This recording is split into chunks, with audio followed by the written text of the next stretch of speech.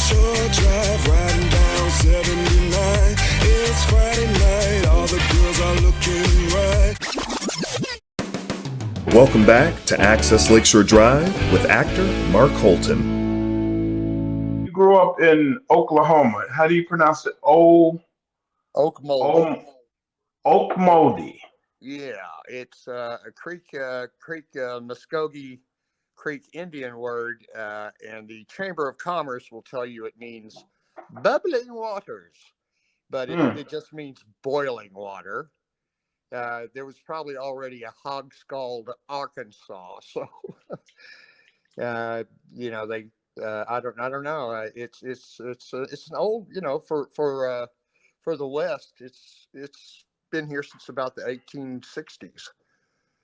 Okay. And Wow. so it's a small town, and that's where I grew up. And then I did speech, they called it, in high school, where we went on tournaments for dramatic duet, humorous interpretation, poetry, and all that stuff. I stayed out of debate, but it was cool. We'd get to go places on weekend and compete and bring home a little plastic trophy, and that's kind of how I was trained by that process of going to these things. And then, of course, you can start moving up through regionals and state. And my junior year, I actually made it to nationals, and I got a scholarship at a small university here in Oklahoma. So I was able to go to college. And then after that, I did non-union dinner theater for nothing, and outdoor drama for even less. And even a radio gig for a little bit that was awful. It had one of those playlists where you could not deviate from it or you got fired. And back then it was called Middle of the Road. It was an MOR station right on I-40. And oh my God, they had me following like Willie Nelson with Blondie. Oh, and it just started sucking my soul. Oh man. I got to do something.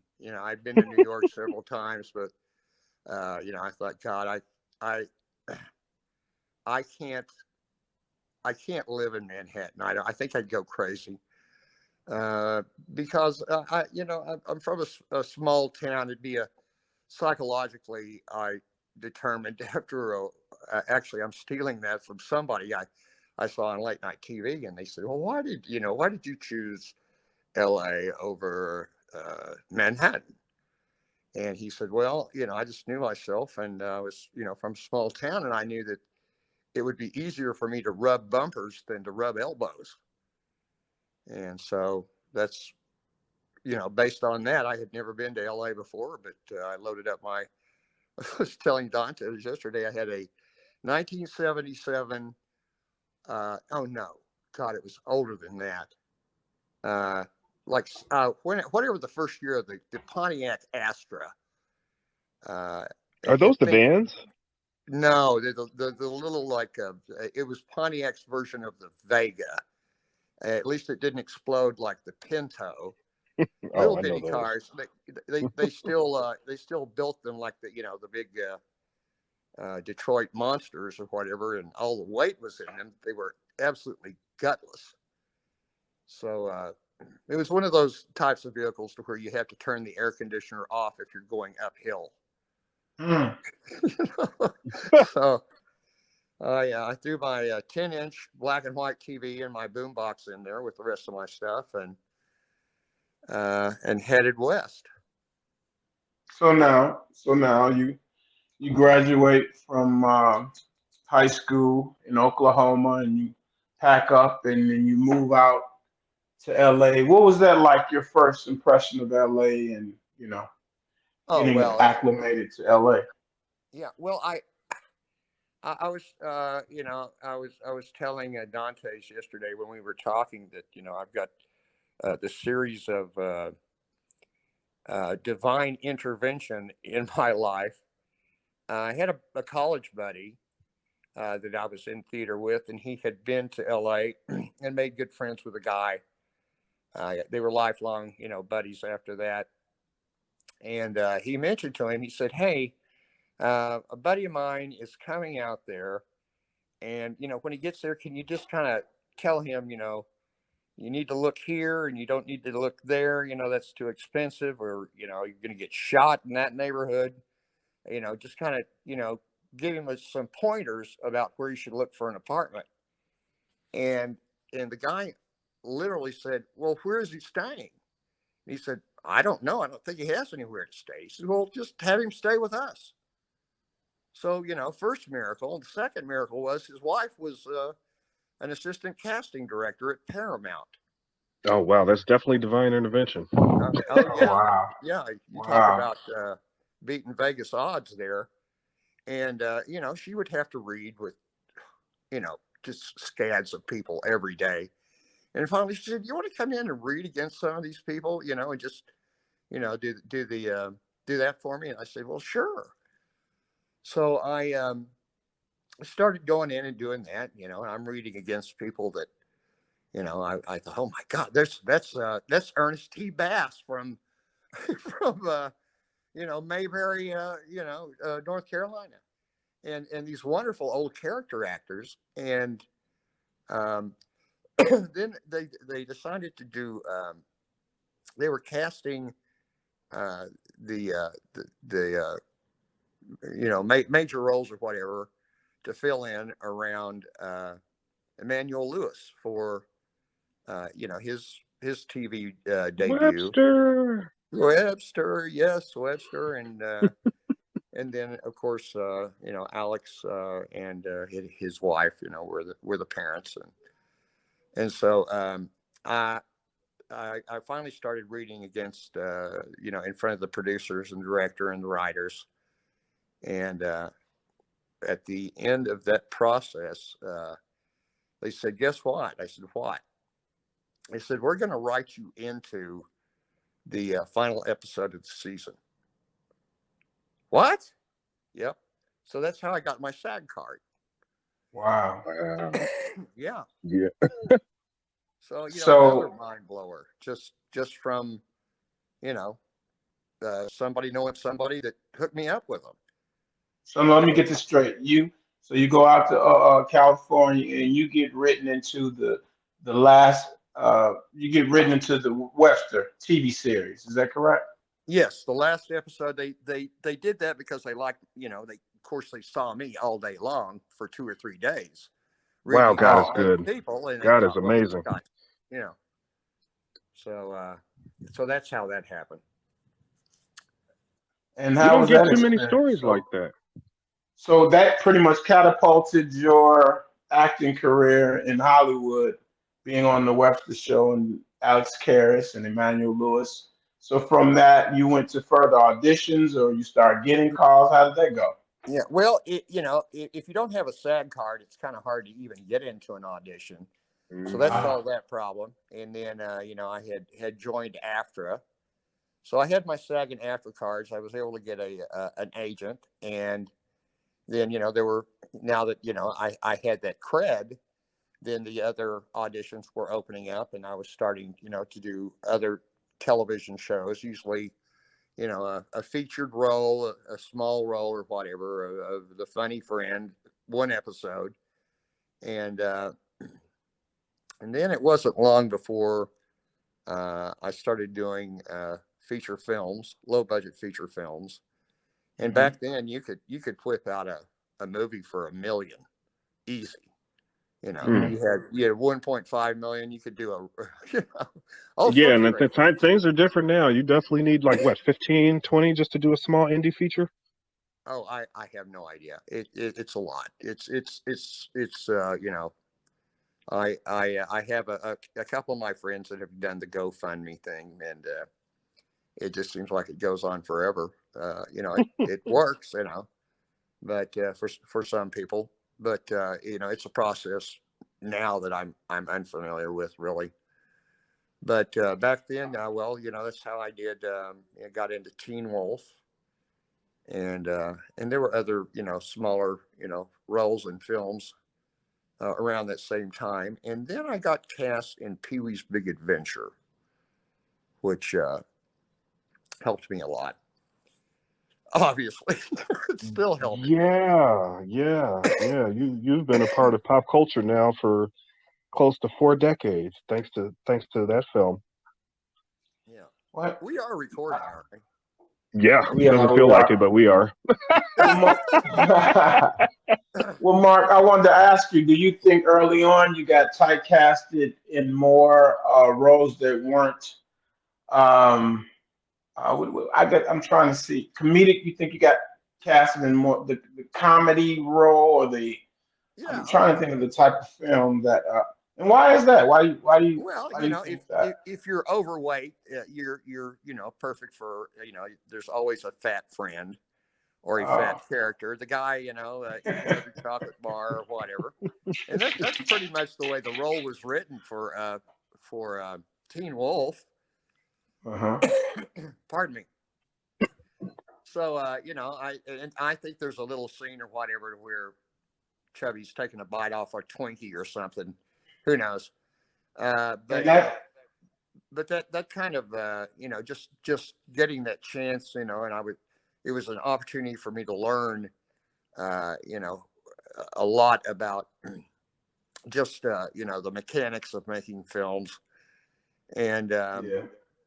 the more I shot, the more they started giving me. And then Michael Fox was nice enough to say, well, what if Chubbs did this or did that? So it was on paper, it was a lot smaller than it turned out to be. And Oh.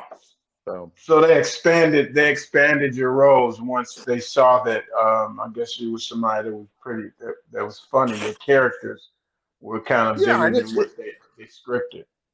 you're right, and That's that's like pretty easy if you're in the middle of the game or whatever, then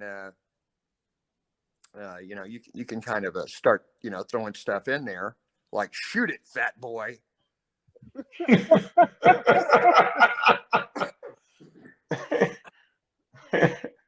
Yeah, I had a ball.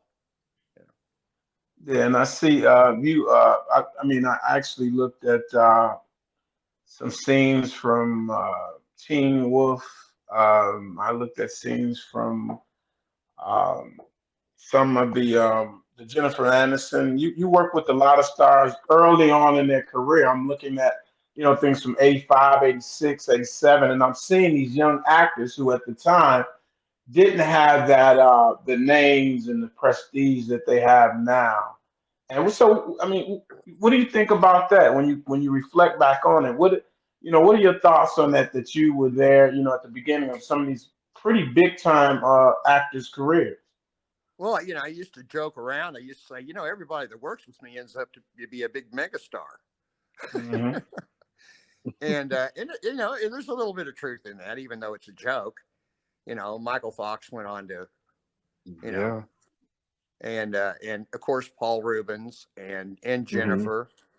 Jason So Bateman, you were Oh, I leaving forgot their about him. own Tom oh my Hanks. God, Jason Bateman, my God, he's still killing it.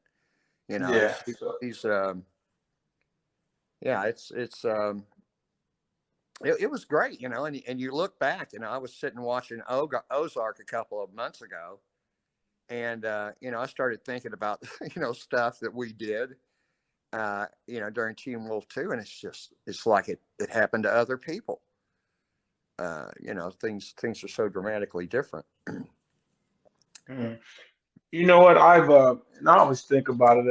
I've always wanted to be like, wonder what it is to be on set and do something remote. And as far as the script, like learning the script, what's the process in actually getting a script and you being that character? And because I look at it and I see these lines, and for the whole length of the movie, like, damn, would I remember like these lines? What's the process of that, and how hard is it? Is it difficult to remember your lines in each sequence and set? How does that process work for those that Well, don't know it out? yeah. Well, for film, it's, if you've been to acting class and you've done a scene with another actor or actress, and and then of course you're critiqued. Some of the ones in LA, they would ask casting directors to come in and say, okay, this is what people in the industry are looking for. If you were lucky, to get into one of those. So it's just that process. Or if you've done a play, community theater, class play, a one act play, whatever, it's the same memorizing or memorizing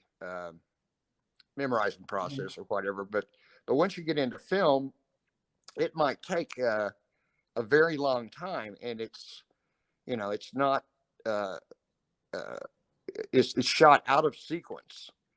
So when you get the call sheet for the next day, you're going, okay, I've got scene this, that, X, Y, and Z, and you look where that is in context, and you may have shot part of that in the past, and now you have to match it and finish that scene out. TV is different, especially sitcoms. You'll usually get a script on Monday, and by Wednesday, the one on Monday was unrecognizable, and then the one that you tape or shoot on Friday is quite different from that. There's that was my little limited experience with that, but excuse me. Was there ever a lot any improvisation or you changing the script a little bit, and then the directors having issues, or actually liking what you put Yeah. in? Well, that was usually up to the director. Sometimes a lot of that stuff happens after cut, and they go, "Oh God, let's use it."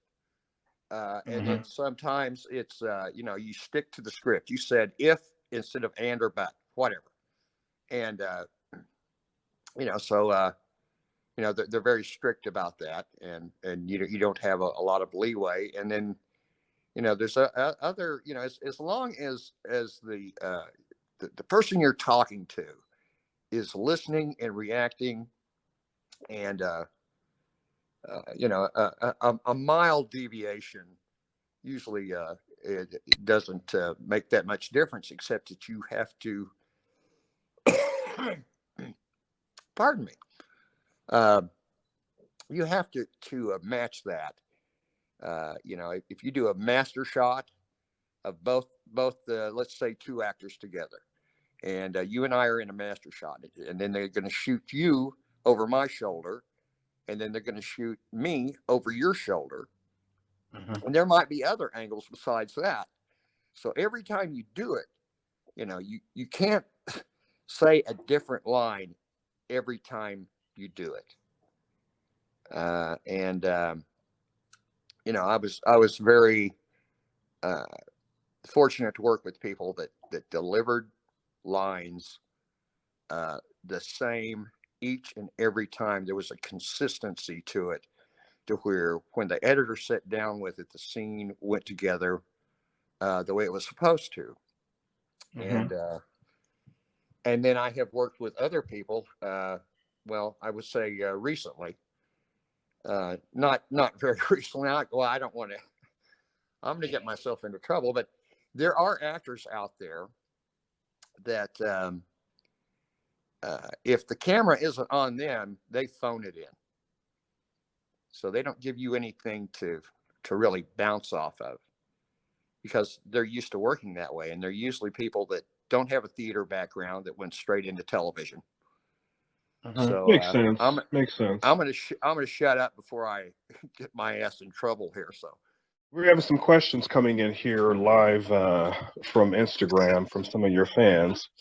And one of the questions that I'm consistently being asked is, how did you transform into John Wayne Gacy? Good question. Good question. Well, I did a lot of plays in college, and then I did a little dinner theater. So I I could always play age well. And so, you know, it wasn't a big deal for me to go from, you know, comedy to tragedy. So it was just a matter of the opportunity, and Gacy allowed that, and it also allowed me to have a leading role in a motion picture, which is, you know, I would put myself in the category of character actors, mostly, you know, supporting roles. So the fact that you know, I was able to land the role was. Were you nervous about it? Not really. uh, the amount of time that we had for prep wasn't that long. There was no time for everybody, all the actors, to get on page for the correct accent, and so we, you know, we pretty much decided to do it generic Midwest. So you know, there were little things like that, but you know, I've talked to people from the area, and one person that supposedly knew Gacy, and I said, "Did that bother you at all?" And they said, "I was completely unaware of it until you mentioned it." Little Giants. Little Giants. I think for a Yeah. lot of people in my age group, that is probably one of the seminal all-time childhood flicks. What was it like to work around a bunch of kids? Because there literally seemed like there were 4 adults only on that film. Yeah, it did seem that way. I think we had like, oh my God, I can't remember how many football teams. We had a football team that knew how to play football. We had the football team that was the cast, and we had you know, it seemed like there were, and then we had the opposing teams. So I want to say there was like 5 friggin' kid football playing teams or whatever, and all the parents, you know, when you go back to the little dressing rooms and honey wagons, you know, and most of the kids were on set. It was just parents hanging out, and it was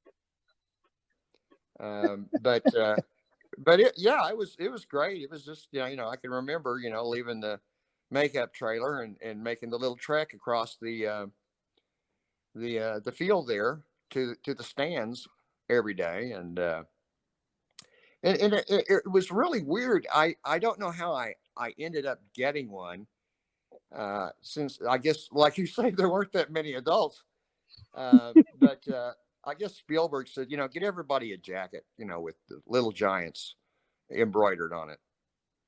And somebody came by and handed it to me and said, you know, told me that, you know, the principal cast got that. Well, I wasn't principal cast. You know, I was just the kid that farted. I was his dad. It was, you know. Yeah, you were his dad, and also I think Yeah. you were part of the field goal, right? You know, I have not seen that. What year did that come out? Oh my God, 94. I remember playing that Okay. tape, I think, until the tape probably popped. Oh my God. Well, that's how many years it's been since I've seen the film. But you know, I don't remember the field goal thing. That doesn't jog a memory. But if you say it's in there, I believe you, Dantès. You know. But anyway, I ended up with a really cool jacket, and of course, I can't wear it anywhere. I don't want to get mustard on it or anything. So it's just, you know, it's kind of like I'll run across it in my closet and go, ah, there's that cool jacket that I didn't deserve. So anyway, but well, you know, what was really neat about it was Spielberg had just finished. Not Sophie's Choice. My God, I'm having a senior moment. Schindler's List. Okay, I remember I that. was, you know, everybody was just, you know, turning flips. I think he won an Academy Award. The guy that shot it for best cinematography, and that cinematographer actually shot that movie. So he was a Polish and had a complete, you know, Polish crew, and they brought them all over, and that's he went straight to that film. I guess after it wasn't that long after the film came out that we started shooting that. So there was a really interesting crew, and it was a very nice thing at the time, and some of it was shot on the, I want to say the Universal lot, and Get out of they here. kept going, oh, okay, we're gonna need you guys in 5 minutes, and it would happen over and over and over. And finally, they said, okay, you know what? Why don't you guys go with this guy and go to the theme park? So all the parents trekked over and did all the rides, and then came back, and then okay, we really do need you now. So Oh, wow. there were days like that. It was it's always nice to do A films that have a lot of disposable income. You're listening to Access Lakeshore Drive with me, Mark Holton. What's the longest you ever took to shoot a film? My part never went past probably 5 weeks. And then one of the films I did was called a drop pickup, to where you would shoot a period of time, and then you would have time off. And if you had a really rotten agent, they didn't make them pay for that time because you couldn't accept another project. And then you would, finish out your thing, but your role. But I know I never had a shoot that just went on and on and on. Like some of these people, there's people with one line in some of these, Johnny Depp pirate movies that, Right. stayed gone. Okay, we're going to need you for a week, and then 6 months later they come back. Okay. So I didn't know how that worked. I didn't know if you stayed the whole time. So it sounds like you did your parts, and then when they were done with you, they kind of let you go back home then, right? Yeah, Okay. unless they said, okay, you're going to shoot these 4 weeks or whatever. If it ran over because of schedule or whatever, then you would get extra days or whatever. But it was just pro rata, whatever you had were making a week or whatever. Then they would just tack on, if it was a 5-day week, they would tack on 3/5 of that for 3 days that it took to go ahead and complete it. And then you had, of course, going in and anything that needed to be, done, a line or whatever that you would pick up in the studio. Then it was everything is quite different from the next. Even a part 2, and the only part 2 I did was Leprechaun Returns. Yeah. And of course, it happened 25 years in the future with a completely different cast, which is so cool. And the technology had changed so much. The original Leprechaun, what they put poor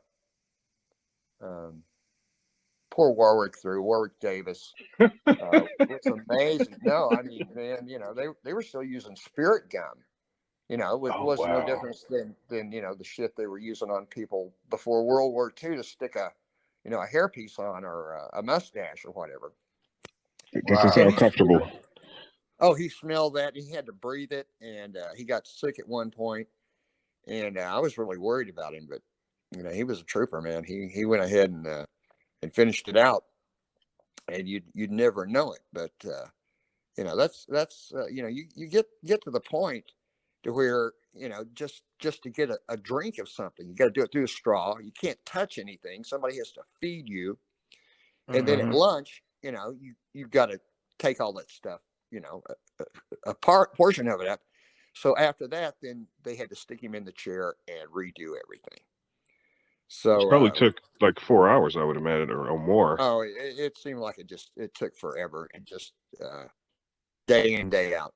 But he got through it, and went on to do what 6 more after that, and then I think he had just had it. I wouldn't have done number 8. He had done his time in hell.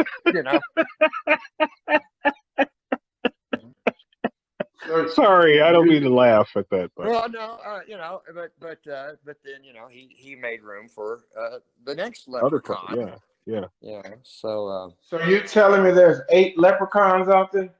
well, Yeah. there's 8 leprechauns, but there's only 2 that are only one other film that is the same storyline as the original. That is a true part 2, and that was the 8th one. But instead of calling it Leprechaun Number 8, they called it Leprechaun Returns. Yeah, rename. Yeah. He does return, and he's scary, even more evil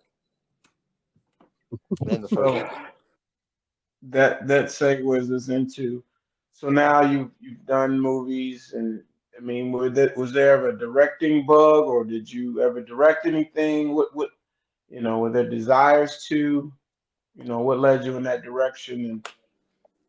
And I thought about it. There were a lot of stories of people that would become a director's assistant or whatever, and learn the business, and then if you're lucky enough to get a gig to where they let you have an episode or 2 as a director, you can make a lot of money for doing what is basically a 1-act play that lasts about 22 minutes.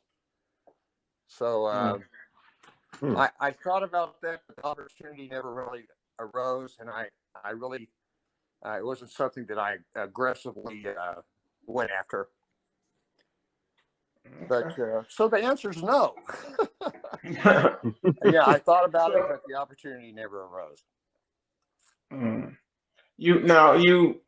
Are you still in California? No, I am not. I left California in December of 2015, and it was my wife and I thought, well, we'll look in the Tulsa area because we have relatives here. She has nephews and a niece, and great nephews, and her sister's here. Parents had passed away, and so we had the house to kind of base out of, to where we weren't having to worry about, okay, school starts in August. We had the luxury of having someplace to base out of, to look around, and we looked everywhere. And everybody said, "Are you going to move back to your hometown?" And I would say, "Well, not no, but hell no." And that's exactly where we found the house we wanted. And I was telling Dantès, we kept coming back to it.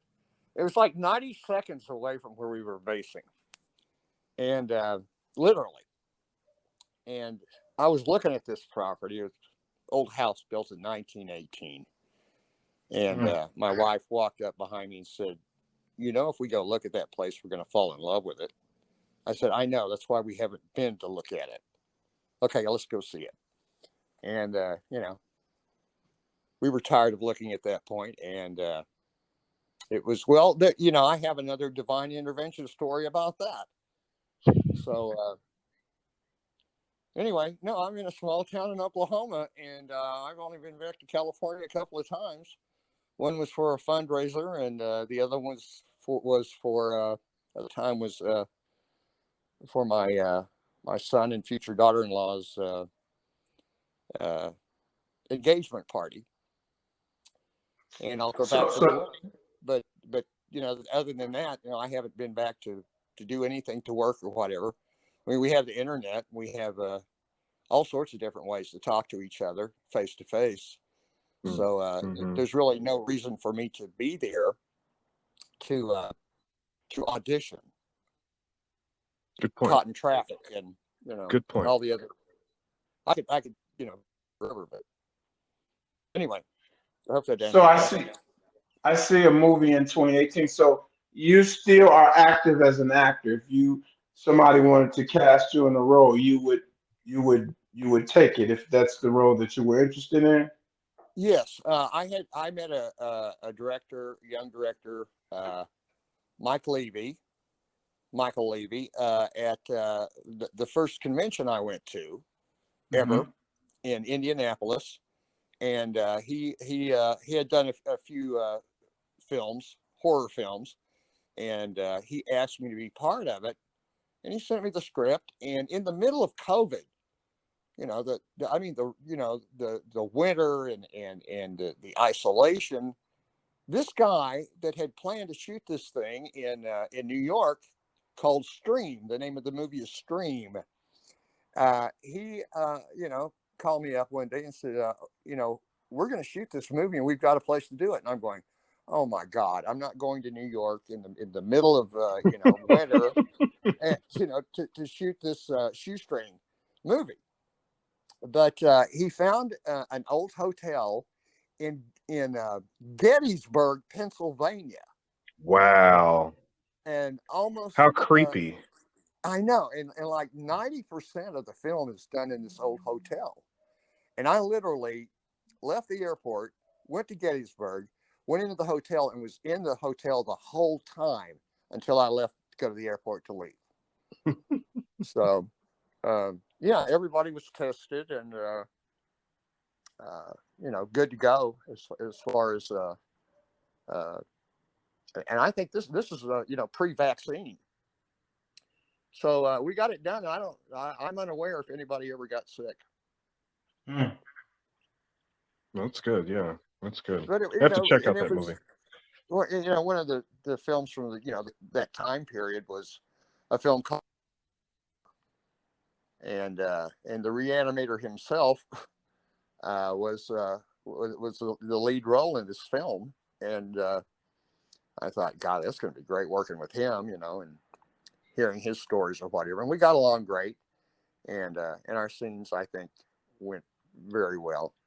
I can't wait for the film to finally come out. You probably get asked this question a million times, Mark. How was it being Francis Buxton? Oh, well, it was a blast. I every day that I shot was wonderful. I had some really funny people around me, as you can imagine, not just Paul Rubens, but also Phil Hartman, one of the writers, and seemed like he was there for every frame of film that I did. And just a joy to talk with and shoot the shit with in between shots. We did a lot of laughing. I can definitely tell. I look at that movie now, and every time I watch it, Mark, between you and I just get such a big hoot out of that swimming tub scene. How difficult was it doing that scene? Because I'm sure you probably had to do multiple takes in order to get it right. How did you scream underwater like that? I just did. I don't know how they picked that up, but I guess they just had a mic right over the top of the water and it came through. Oh, wow. It's something I had practiced my whole life, actually, screaming underwater. But I'm glad I didn't do any screaming outside of the water. It's so clear. Oh, it was wonderful. That was built on a sound stage. And of course, what we can't see in the movie are the miles of large diameter cables and their connections and junctures and everything that were just, like spaghetti all around that pool. And when Professor Tanaka did his big dive in the pool, there was a tsunami out of both sides. And Wow. I'm standing on a hard surface, and I'm barefoot, and the surface is wet now. And I'm watching the water run over all these miles of cable. and washing over the connectors and everything else. And I'm standing there and I'm thinking, man, this might be it. This is making me a little nervous. So I was waiting for my hair to explode into flames. Oh no. And I was able to take I was on some, near some stairs, and I was able to back up on the stairs, in the area where, the gun thing takes place later on. But that was kind of scary. But It sounds like it. yeah, so they must have been fairly new cables and a really good lighting and electricians. It somehow didn't fry me. So Thank goodness. yeah. Thank goodness, right? But other So than what- that, it was just a hoot, just sitting in there and playing. Of course, those toys are great at any age, so it was very easy, doing that part. That's a very iconic scene, right? It's a very iconic scene. So many people know that scene by heart. Oh God, no! Ah! Oh yeah, I run into all sorts of people that know they know the script better than I do. It's a iconic film. It's a very iconic, and most of us normal class in this business would only be so lucky to have a career as long as you have. So yeah. Well, So- it's something I wasn't really aware of until fairly recently, actually, when I got into doing social media and also conventions. And I guess people had just written me off because they had looked for me or something about me for years on the internet, and there was nothing except a final interview. And luckily, the gentleman that did the interview, it was always the last stop, so they would send him stuff and asking him to forward it, and he always did. And because Kiko Martinez at the San Antonio newspaper there, because he was doing that for me and has continued to, next thing I knew, I was in South Africa. Oh doing, wow. Leprechaun Returns, and I had pretty much quit the business and moved out of California. But I was ready to become a hermit, but somebody wasn't ready for me to become a hermit, so I I got drugged back in.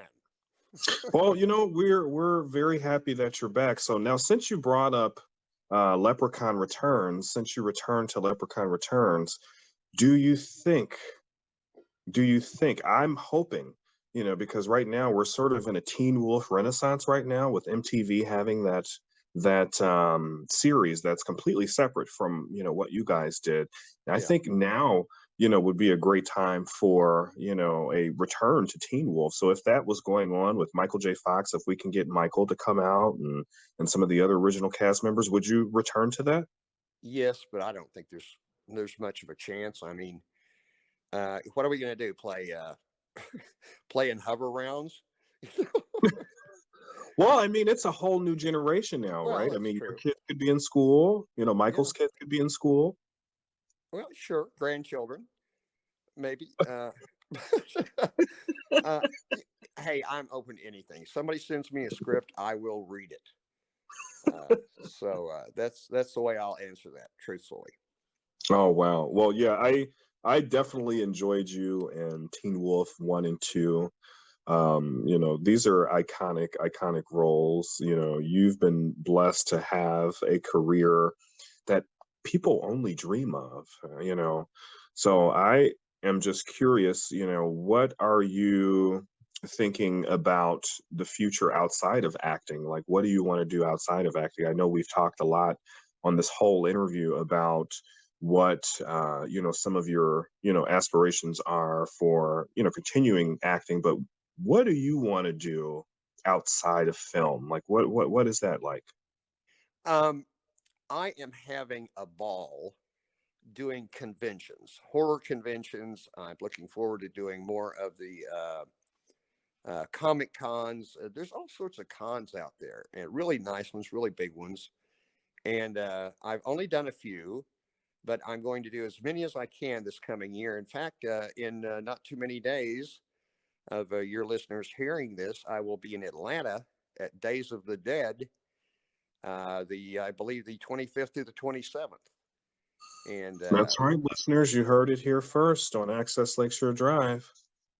I would love to, there are people already telling me they're planning on coming. I can't wait to have them come by the table and reminisce with me and have some fun and take a selfie. And if they want an autograph picture, I'll fix them up. All right. Well, I know I'm certainly going to partake in that. I'm planning on flying out to Atlanta to partake in that with you and everybody else who's going to be there. I'm excited to be there and to see everybody. So I'm looking forward to it. Anything else that we should be looking forward to this year? Yeah, there's actually several. I don't want to give them away too soon. I'm still waiting to hear on something for March and April, but there's Ohio Fan Fest in May. And of course, I don't have my little list in front of me, but pretty much everything, at least one con a month for every month of the year, except for December at this point. Wow. So you are blessed, busy, and booked, it sounds like. I have a wonderful booking agent and that is also a good buddy outside of, the whole convention thing, but he's been in it a while. He answers all my stupid questions, Mr. Chris Majors. And so if you want to contact Chris Majors or whatever, he'd be glad to talk to you. Well, I don't know if he'd want to talk to me. I don't think I'm at this point in my career now where people will come and get signed autographs from me, but well, it will come, and you may not need a booking agent. You might just need more security. Who knows? Yeah. You're right about that. Nothing wrong with having you are extra headed security. in that direction, sir. Well, thank you, Uncle Mark. I really appreciate that. It means a lot coming from someone like you. I love the fact that you call me Uncle Mark. I don't know how that started or whatever, but a lot of people are calling me Uncle Mark now. I guess it's because I'm elderly. I'm a young 64, but whatever. It's definitely a term of endearment. Well, the thing that always rings, that just melts my heart is you were part of my childhood. So at first I was kind of taken aback by that for about a split second, but then it really hit me emotionally the first time that I heard that somebody whispered in my ear.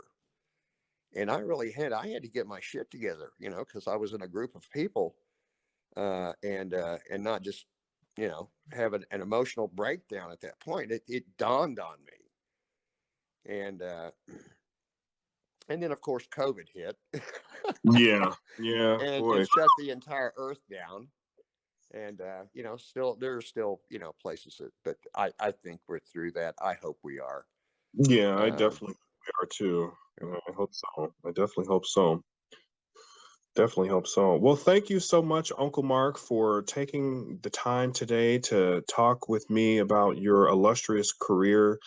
I hope we've answered all of your fans' questions. There are so many amazing projects that you've been involved with over the last 4 decades, and I just wanted to make sure that we answered everybody's question about all of the work that you have done. So for all of the Teen Wolf lovers, I wanted to make sure that we cover Teen Wolf. For all of Pee-wee's Big Adventure, I wanted to make sure that we covered Pee-wee. So for everything that you have done, I wanted to make sure that we talked about it, and I feel like we got a good show for everybody. Well, I've certainly felt very at ease and at home with the interview, and I wish you guys the best. Lakeshore Drive, riding down